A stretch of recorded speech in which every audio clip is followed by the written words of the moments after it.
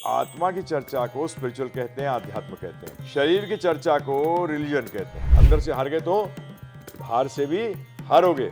अर्जुन पहले अंदर की लड़ाई जीता। एक कबूतर ने देखा बिल्ली आ रही है, उसने ओ तेरी की आंख बंद कर दी। कबूतर बिल्ली चली गई।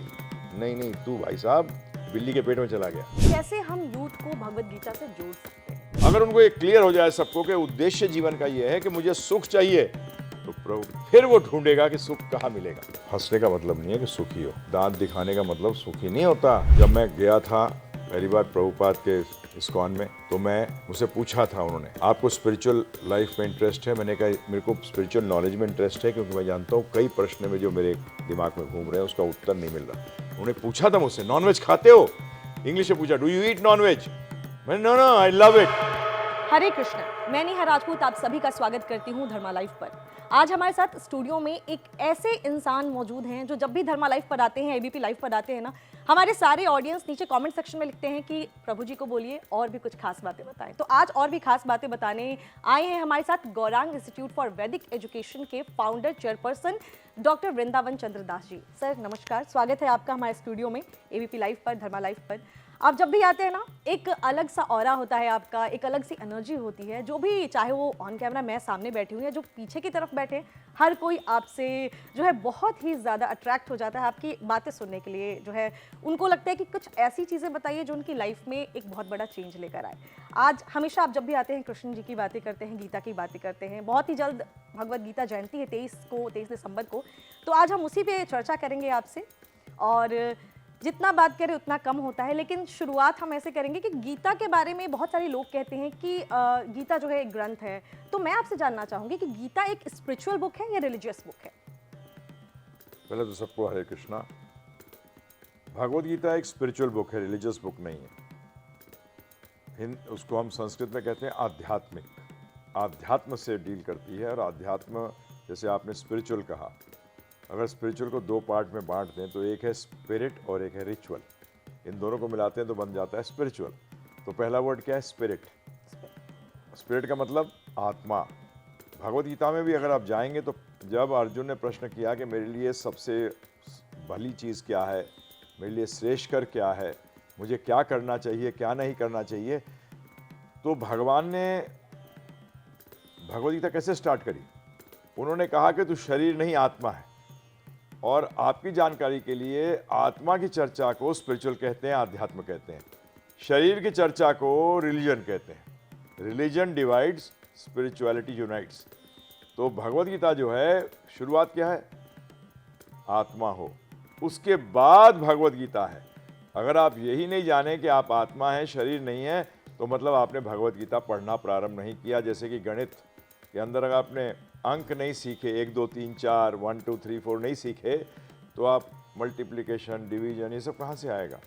तो उसका बेसिक्स जो है आध्यात्म का, वो शुरुआत यह है कि आप शरीर नहीं आत्मा है। इसीलिए ये यूनिवर्सल है। ये यूनिवर्सल है। ये किसी जाति विशेष के लिए, किसी धर्म विशेष के लिए नहीं है, क्योंकि सभी आत्मा है। उन्होंने शरीर पहन रखा है। तो इसलिए ये किताब क्या है? स्पिरिचुअल है, आध्यात्मिक है। ये आपने जो प्रश्न किया है, इसी को अर्जुन जी ने एक तरीके से 8वें अध्याय में प्रश्न किया कि भगवान आध्यात्म क्या होता है? तो भगवान ने उत्तर दिया है, आध्यात्म इज द स्टडी। वो है आत्मिक, आत्मा के स्वभाव को जाना ही आध्यात्म बताया है। आत्मा के स्वभाव को जानना आध्यात्म बताया है। तो आपको ये तो पता चल गया कि गीता जो है स्पिरिचुअल बुक है और आध्यात्मिक भी क्या है। कुछ आप बता सकते हैं कितने सालों पहले, क्योंकि हर जगह कुछ अलग अलग इन्फॉर्मेशन दी जाती है, लोगों को पता नहीं होती, तो वो जानकारी क्या होता है, आने वाले जनरेशन को भी उसी तरीके से गलत इन्फॉर्मेशन या जो भी वो बताते हैं वो पास ऑन होती है। तो कितने सालों पहले लिखी गई थी गीता, ये कुछ आप बता सकते हैं? देखिए, अगर हम जाएं तो हाँ, बेस्ट तरीका क्या होता है, हमारे गुरु महाराज श्रील प्रभुपाद जी कहा करते थे कि अधिकतर मेडिसिन के ऊपर ही लिखा होता है कि कैसे खानी है, कि 2 गोली दिन में 2 बार या 1 बार। तो इसी तरीके से भगवद गीता के अंदर ही मेंशन्ड है कि वो कब बोली गई थी। पहली बात तो ध्यान रखिएगा, आध्यात्मिक पुस्तक है, अभी मैंने आपको बताया। और आध्यात्म का पहला वर्ड क्या होता है कि सनातन है। सनातन का मतलब थी, है और रहेगी। तो भगवान ने गीता के 4थे अध्याय में स्पष्ट रूप में अर्जुन से कहा कि अर्जुन, ये ज्ञान मैंने सूर्यदेव विवस्वान को दिया था। किसको? सूर्यदेव, जिनका नाम क्या है, विवस्वान, उनको मैंने ये ज्ञान दिया था। सूर्यदेव को कब दिया था? जब सृष्टि की रचना हुई, जब सृष्टि की रचना हुई। और आज मैं इसको तुम्हें दोहरा रहा हूं क्योंकि ये परंपरा से चला रहा था ज्ञान, परंतु ये परंपरा टूट गई। और टूटने के कारण क्या हुआ, तो ऐसा लगता है कि ये ज्ञान लुप्त हो गया है। इसलिए मैं दोबारा ये ज्ञान देने तुम्हें आ रहा हूँ, जो उन्होंने करीब 500 साढ़े 500 साल पहले अर्जुन को दी। परंतु ये ज्ञान कितना पुराना हुआ? सृष्टि के प्रारंभ से हुआ। सूर्यदेव को दिया ना भगवान ने कहा, और मैं सिर्फ उसको रिवाइज कर रहा हूँ। तो रिवाइज का मतलब तो नहीं हुआ कि नया आया। जैसे अगर मैं अभी स्टूडियो में आया, उसका मतलब थोड़ी आपने, अगर मैं आपसे पहली बार मिलूँ कि मैं अब पैदा हुआ हूँ। हाँ, आपने मेरे को अभी पहली बार देखा है, परंतु पैदा तो मैं बहुत पहले हो चुका हूँ। इसी तरीके से भगवद गीता का ज्ञान सृष्टि के प्रारंभ में ही आ गया। सिर्फ हमने क्या किया है, भगवान ने क्या किया, दोबारा उसको दोहराया है, क्योंकि वो ज्ञान लुप्त हो गया था। तो ये है भगवद गीता कब शुरू हुई। अच्छा, एक और चीज़, जैसे अर्जुन की बात कर रहे हैं हम, तो अर्जुन की परिस्थितियां अलग थी जब उनको ये उपदेश दिया था श्री कृष्ण जी ने, तो उनकी परिस्थिति अलग थी। अभी क्या है, हमारी परिस्थिति अलग है। तो कैसे हम गीता को अपने साथ जोड़ें, या कैसे हमारे साथ जोड़ सकती है? एक्चुअली गीता में जब सुन रहे थे अर्जुन जी, तो उनकी परिस्थिति हमारी जैसी थी, कोई फर्क नहीं था। वो इतने ज़बरदस्त टेंशन में थे, कुछ कहने की हद नहीं। और आज हमारे जीवन में क्या है, टेंशन है। और अधिकतर अगर आप लोगों से पूछेंगे कि जीवन का उद्देश्य क्या है, तो लोग जीवन के उद्देश्य को नहीं जानते। वो अब बोलते हैं मेरा उद्देश्य ये है। नहीं नहीं नहीं, हम पूछ रहे हैं मनुष्यों का, मानव जाति का उद्देश्य क्या है। तो अर्जुन भी शुरू के अंदर अगर आप देखेंगे तो उन्होंने पहले तो स्ट्रेस में थे। स्ट्रेस का मतलब वो देख रहे थे कैसे व्यू रचना करनी है। कृष्ण भगवान को कहा कि लेके आओ, पता लगे मुझे क्या व्यू रचना करी है इन्होंने, इनके सामने योद्धा कौन है, किस किस से मुझे लड़ना है। This is called stress. परंतु फिर क्या उसने सोचना शुरू कर दिया, अगर मैंने इन सबको मार दिया तो ये तो कोई सही बात होगी नहीं। हमारे वैष्णवाचार्यगण करते हैं, उसके दिमाग में चल रहा था अगर सबको मार दिया तो मेरे विजय को देखेगा कौन, मेरे विजय को देखेगा कौन। आप गृह प्रवेश करते हैं, घर तो है ही, प्रवेश कर जाओ, परंतु लोगों को लाते हो, दिखाना चाहते हो। तो वो भी अर्जुन भी हमारी तरह एक्ट कर रहा है। वो भी क्या करना चाहता था, दिखावा, कि मैं जीतूंगा तो कैसे सब के सब, ये मेरे सब रिश्तेदार मार दिए। आप पहले किसको बुलाते हैं, अपने रिश्तेदारों को। तो अर्जुन भी सोच रहा था सब रिश्तेदार मार दिए तो मेरी बड़ाई कौन करेगा, मेरे को वाहवाही कौन करेगा। तो ये मन में आने लग गया और बोला कि अरे मारना तो अच्छा नहीं होता। उन्हें दोनों दुनिया भर के तर्क देने शुरू करिए। परंतु जैसे जैसे बोलता चला गया वो टेंशनें पड़ने से शुरू हो गया, क्योंकि उस भविष्य में चला गया। किस में चला गया, भविष्य में। जैसे हमारा पुरानी कहावत है ना, नाई से पूछ रहे हैं कितने बाल हैं, अरे भाई सब काट रहा हूँ, सामने आ जाएंगे, क्यों पूछ रहे हो। इसी तरीके से अर्जुन चला गया फ्यूचर में। और टेंशन होता है जब आप फ्यूचर के बारे में सोचना शुरू कर देते हैं, तो टेंशन आ गया। और टेंशन जब बढ़ना शुरू हो गया तो उसने तो वो डिप्रेशन में चला गया कि मैं युद्ध नहीं लड़ूंगा। मतलब he started becoming week. Depression में आदमी का क्या होता है, वीकनेस आनी शुरू आती है। वो वीक हो गया, और इतना वीक हो गया कि डिप्रेशन ने ऐसे उसके ऊपर काबू कर लिया। डिप्रेस्ड व्यक्ति जो है ना, वो कार्य नहीं कर पाता, कोई भी घर पे पड़ा रहता है, उठा नहीं जाता उसे। वही अर्जुन के साथ हुआ, रथ पे बैठ गया।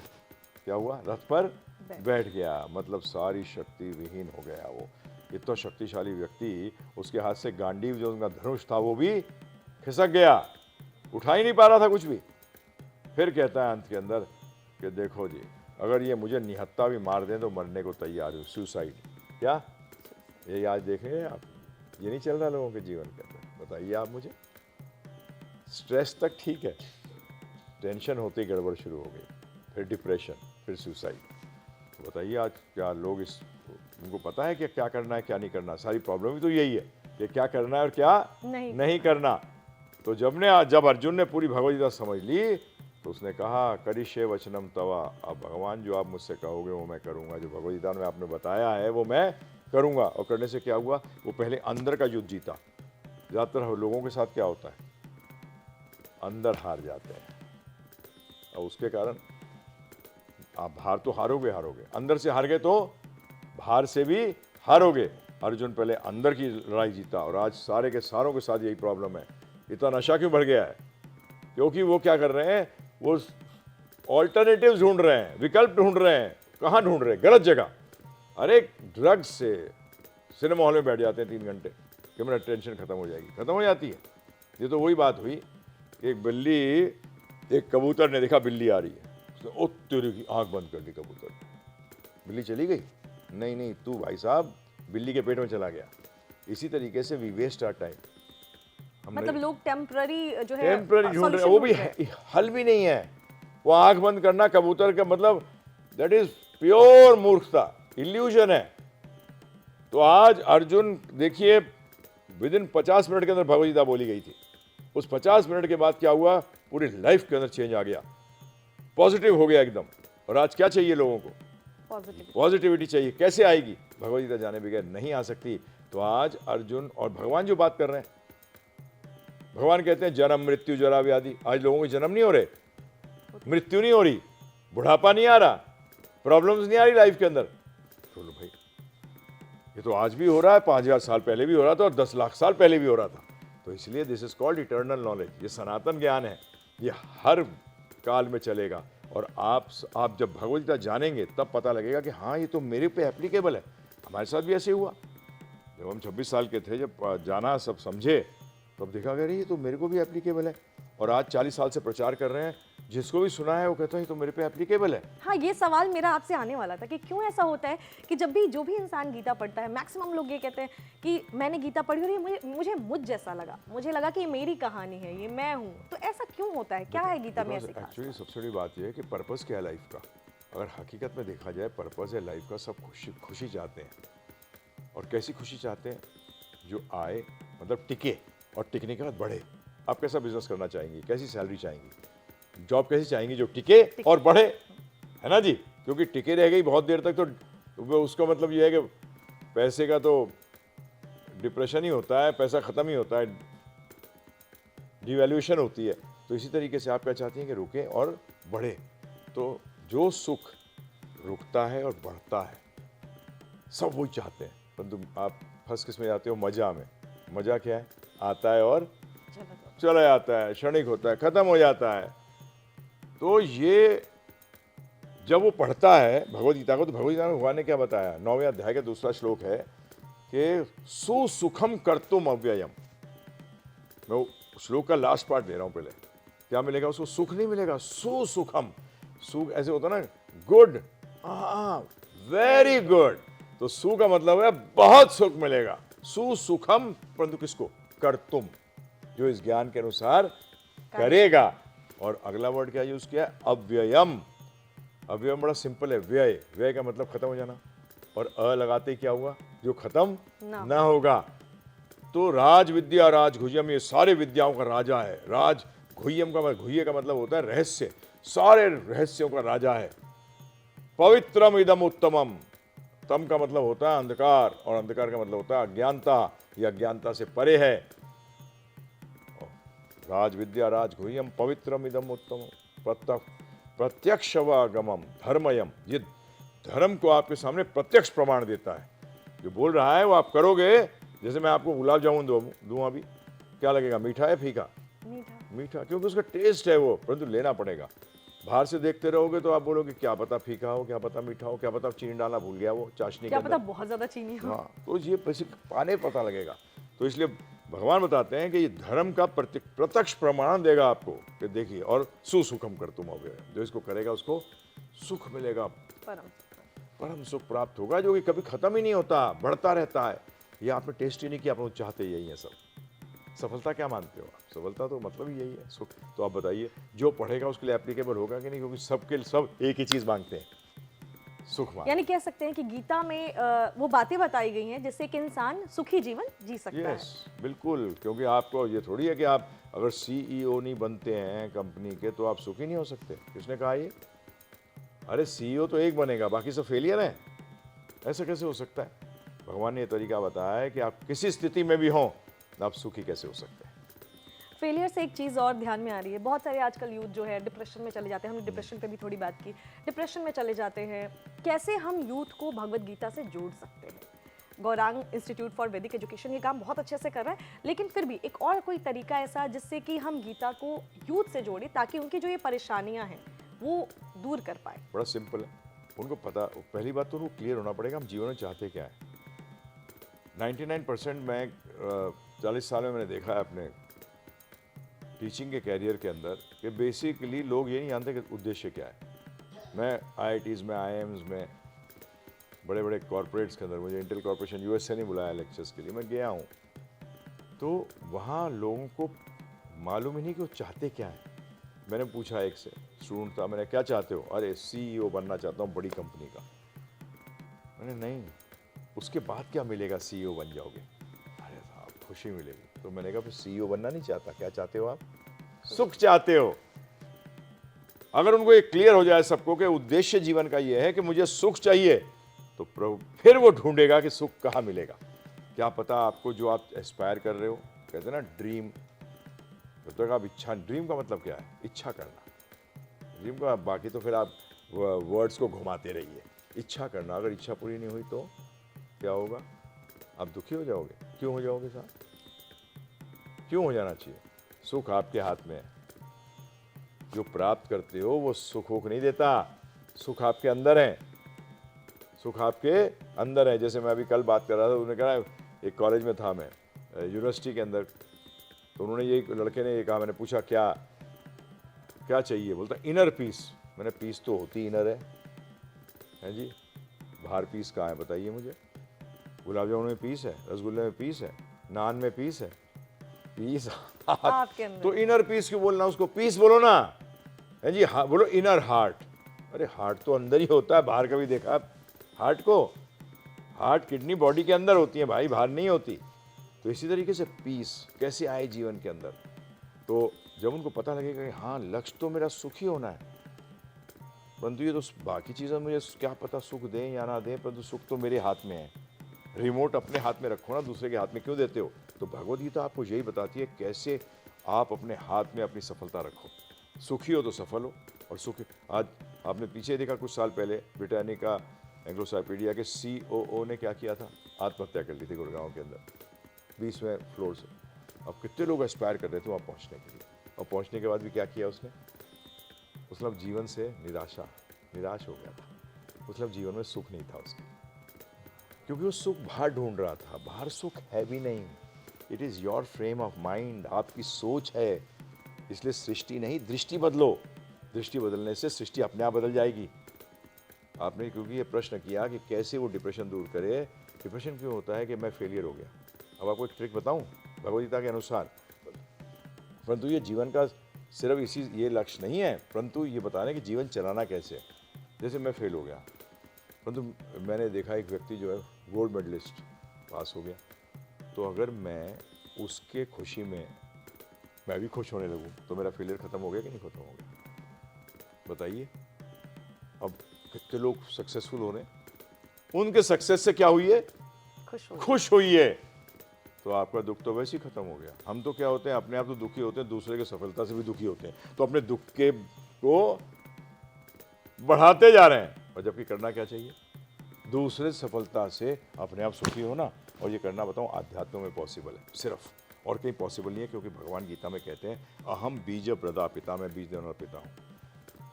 एक भाई बहन को अच्छा जाते हुए देखेगा तो खुश नहीं होगा। एक बहन भाई को देखेगी उन्नति करते हुए खुश नहीं होगी। ये हमारे पिता तो एक ही हैं। भगवान श्री कृष्ण कहते हैं मैं ही बीज देने वाला पिता हूँ। मैं पेरेंट्स को टेलर कहता हूँ। क्या कहता हूँ? टेलर है वो, क्योंकि ये उन्होंने दिया है। इसके तत्व कहाँ से आए हैं जी? किसने दिए? उन्होंने टेलरिंग करी है। तो पिता तो हमारा सबका क्या है? एक है। तो उसका मतलब हमारे भाई बहन सफल हो रहे हैं।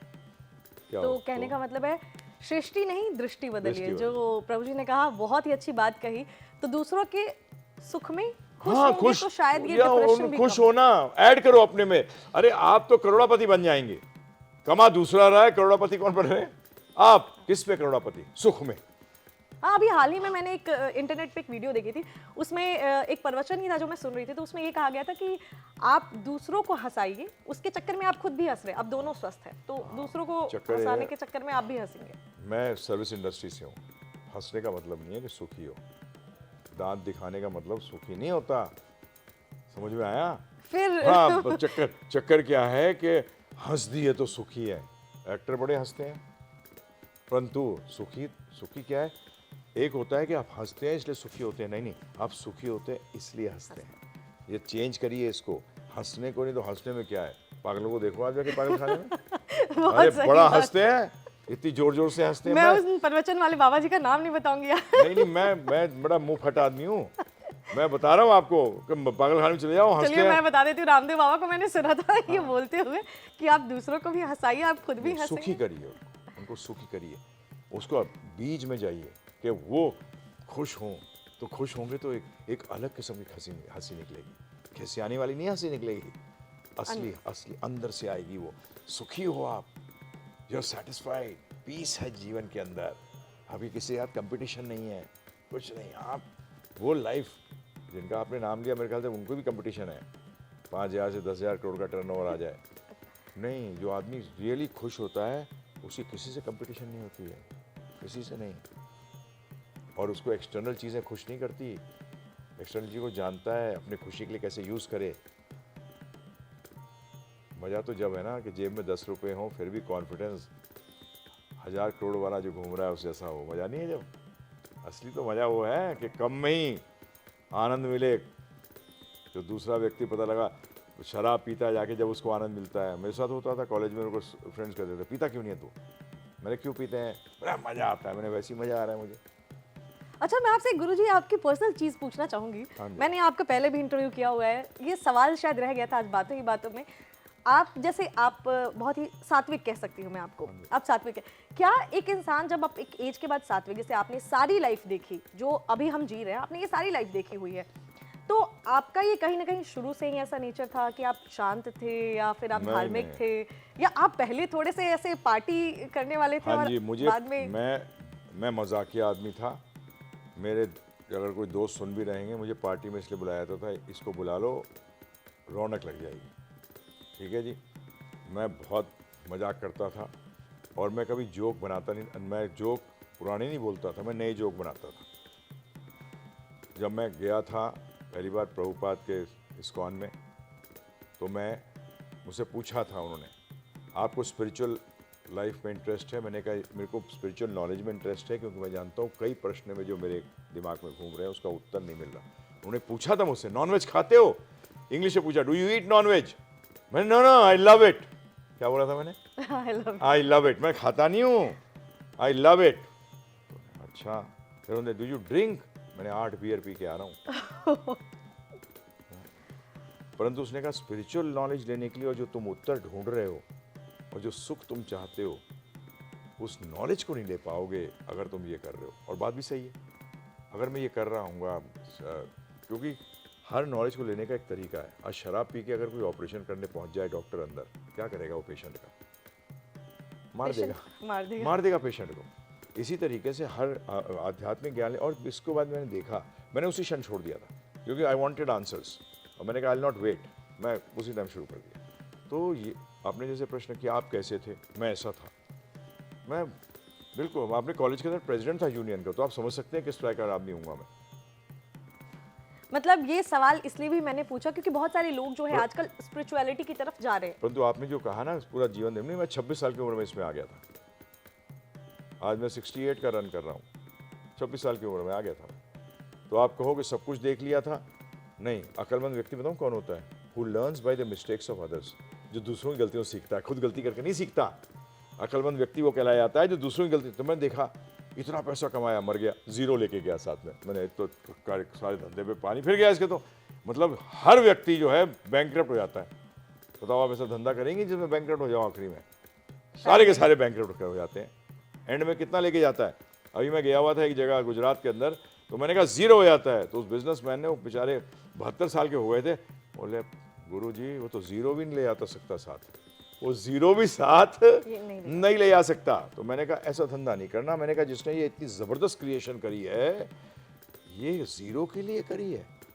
नहीं, I am missing some point. और जब मैंने देखा कि इसने मुझे खुशी दी, तो मैंने कहा, जैसे ज़्यादातर लोग कहते हैं दूसरों को खुशी दोगे तुम खुश होगे। तो ये ज्ञान जब जिन्होंने लिया है और जीवन में लगाया है, जब वो खुश होते हैं तो हमें भी खुशी। ये बहुत ज़बरदस्त MLM है, ये है ना, मल्टी लेवल मार्केटिंग बड़ी ज़बरदस्त है ये। आप दूसरे को खुश करते हो, आपको पता भी नहीं है, फिर भी आपकी खुशी बढ़ती रहती है। आपको अपने आप अपना बोनस पूरा 100% मिलता है, इसमें परसेंटेज नहीं है 20% मिलेगा जैसे MLM के अंदर क्या होता है, पहले वाले को इतना, दूसरे वाले नहीं नहीं, यहाँ 100%। तो इसलिए भगवद गीता समझो और समझाओ। ये सवाल इसलिए भी पूछा क्योंकि बहुत सारे लोगों से मैं मिलती हूँ, मैंने सुना है बहुत सारे लोग ये कहते हैं मैं इस एज के बाद स्पिरिचुअलिटी की तरफ जाऊंगी, या इतने एज तक मैं एंजॉय करूंगा, ये वाली लाइफ को एंजॉय करूंगा, उसके बाद मैं स्पिरिचुअलिटी। तो ऐसे एज बार लोगों ने बना दिया कि ओल्ड एज में जाके ही आप धर्म की चीज़ें बात करेंगे। पहली बात तो ये है कि इंजॉय का मतलब क्या होता है। इंजॉय का मतलब है क्षणिक सुख। मतलब मैं सुबह से रात तक गधी की तरह काम करूंगा, फिर थोड़ा घोड़ा बन जाऊंगा कुछ समय के लिए। ये क्या है? हैप्पीनेस के चक्कर में रहो, इंजॉयमेंट के चक्कर में रहो, सत्यानाश हो जाएगा। इंजॉयमेंट तो क्या होती है, आपने कभी देखोगे स्किन डिजीज हो जाती है ना, या आपने देखा होगा चोट लगी जाती है तो ब्लड क्लॉट सा आना शुरू हो जाता है, उसको खुजाने का दिल नहीं करता। जितना खुजाते हो बड़ा मजा आता है। स्किन प्रॉब्लम के अंदर जब खुजाते हो तो बहुत अच्छा लगता है, परंतु वो वुंड जो है वो बढ़ता जाता है। तो मजा भी इसी प्रकार से, आपको मजा आएगा खुजाने में, परंतु उससे क्या होगा, आपकी बीमारी बढ़ती जाएगी। और जब मजे से आप अपने आप को सुख में ट्रांसफर करना चाहोगे तो कर नहीं पाओगे। और एज, ये तो बड़ी बेकार की बात है। बताइए, सुखी आप बुढ़ापे में होना चाहते हैं? अरे सुखी तो आप बचपन से होना चाहते हैं। तो फिर इस नॉलेज को बचपन से क्यों नहीं लेते? Because this knowledge tells you how to lead life. हम बार बार कहते हैं इस बात को कि आध्यात्म ज्ञान से होता क्या? खड्डे की रोड है, ऑटो में जाओगे पीठ की हालत ख़राब हो जाएगी। मर्सिडीज में जाओ, पता नहीं लगते खड्डे। क्यों नहीं पता लगते? क्योंकि सस्पेंशन सिस्टम ज़बरदस्त है। एक टायर नीचे जाएगा खड्डे में, दूसरे बाकी तीन ऊपर है, तो आपको बैलेंस को मेंटेन करके रखते हैं, खड्डा महसूस नहीं होता। अब बताइए, खड्डे खत्म हुए कि गाड़ी चेंज हो गई? आध्यात्मिक ज्ञान क्या करता है? आपको ऐसी गाड़ी में बिठा देता है जो वर्ल्ड के जो प्रॉब्लम्स आते हैं उसमें आपको फील नहीं होता। जैसे कि एनेस्थीसिया जब देते हैं, ऑपरेशन होता है, दर्द नहीं होता, दर्द होता है परंतु आपको फील नहीं होता। तो ये स्पिरिचुअल एनेस्थीसिया है। क्या है ये लाइफ का एनेस्थीसिया है। इसमें इंजेक्शन लगता है स्पिरिचुअलिटी का। तो आप क्या होते हो? सम हो जाते हो, प्रोएक्टिव हो जाते हो। सर्कमस्टांसेस के कारण आपका जीवन चेंज नहीं होता। अरे इसने 2 गाली दे दी, आज मूड खराब हो गया। उसने 2 गाली दी, तेरा मूड क्यों खराब हो रहा है भाई? अंदर से स्ट्रांग हो, मूड को सम चलने दे, प्रोडक्टिविटी बढ़ जाएगी। हम एज की ही बात करें तो ऐसा नहीं होना चाहिए कि स्कूल्स कॉलेजेस में भी भगवत गीता की अगर पढ़ाई शुरू से कर मतलब उनको मिले, वो जानकारियाँ मिले, तो स्कूल्स कॉलेजेस में भी ये कराना चाहिए, इसको एक ऐड करना चाहिए। बिल्कुल आवश्यक है। आज हमारे स्कूल कॉलेज बूचरी खाना है। That is what my Guru Maharaj Srila Prabhupada बोलते थे। कसाई घर हैं।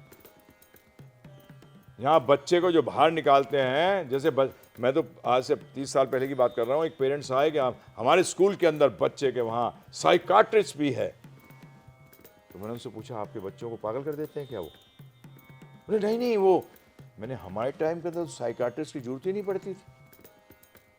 हमारे कोई ऐसा प्रेशर नहीं करते थे।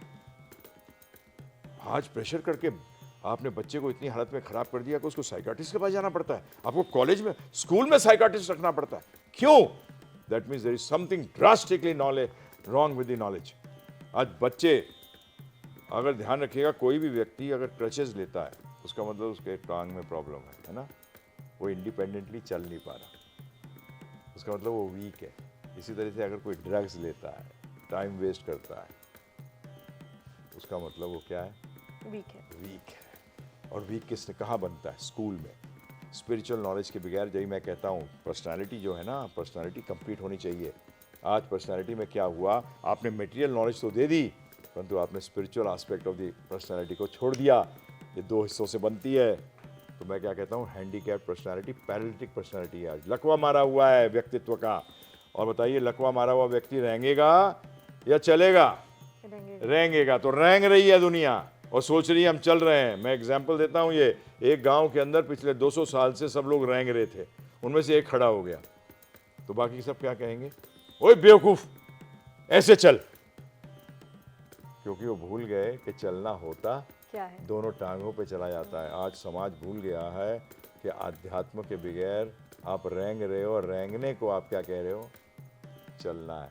That is your mistake. So education 5 साल की उम्र से, दोनों।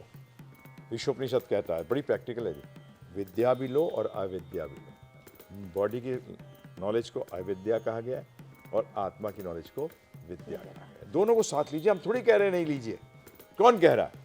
हाँ, क्योंकि कॉलेजेस में डांस की प्रैक्टिस कराई जाती है, सिंगिंग की, और बहुत सारी चीज़ें होती हैं जो बच्चों को अर्ली एज से सिखाया जाता है स्कूल में। तो अगर एक ये भी पार्ट ऐड किया जाए कि उनको स्टार्टिंग से ही बिल्कुल। स्पिरिचुअलिटी, तो शायद वो इतने वीक ना हो कि जैसे हम बोलते हैं ना कि छोटे छोटे बच्चे आजकल डिप्रेशन में चले जाते हैं या एक एज के बाद वो बहुत जल्दी गिव अप कर देते हैं। तो शायद अगर वो स्पिरिचुअल नॉलेज हो तो वो इतने स्ट्रांग हो कि अपनी टफ सिचुएशन में भी फाइट कर पाए। बिल्कुल बिल्कुल बहुत ही आवश्यक है। This should be a part of our education system. और पहले था, माता पिता पहले गुरु होते हैं। माता पिता भगवान ना तो थे, ना है, ना कभी होते हैं। माता पिता गुरु हैं और गुरु को दोनों ज्ञान देना चाहिए। गुरु को दोनों ज्ञान। माता के पिता फेल हो गए, पहला गुरु कहाँ फेल हुआ? माता पिता के रूप में। फिर कॉलेज और स्कूल में फेल हुआ क्योंकि वो नॉलेज ही इम्पार्ट नहीं कर रही है। क्योंकि जब टीचर खुद ही टेंशन में है, बच्चों कैसे निकाल लेगा? बताओ आप मुझे। जब मैं ही आज गरीब हूँ, मेरे पास एक पैसा नहीं है, मैं दूसरे को दान कैसे दूंगा? पहले आप अपने आप तो जानिए। आज बच्चों को आपके पास टेंशन है, आप पास ऑन क्या करते हो? टेंशन। हमारे पेरेंट्स हमें क्या पास ऑन करते हैं? उनके पास क्या है धरोहर के अंदर? टेंशन। तो आपको विल में क्या देते हैं लिखकर? तू और टेंशन ले। आध्यात्मिक ज्ञान दीजिए। भगवत गीता का ज्ञान आध्यात्मिक है। वो हिंदू नहीं है, क्रिश्चियन नहीं है, मुस्लिम नहीं है, ध्यान रखिएगा। ये स्पिरिचुअल ज्ञान है, ये ज्ञान आत्मा का है।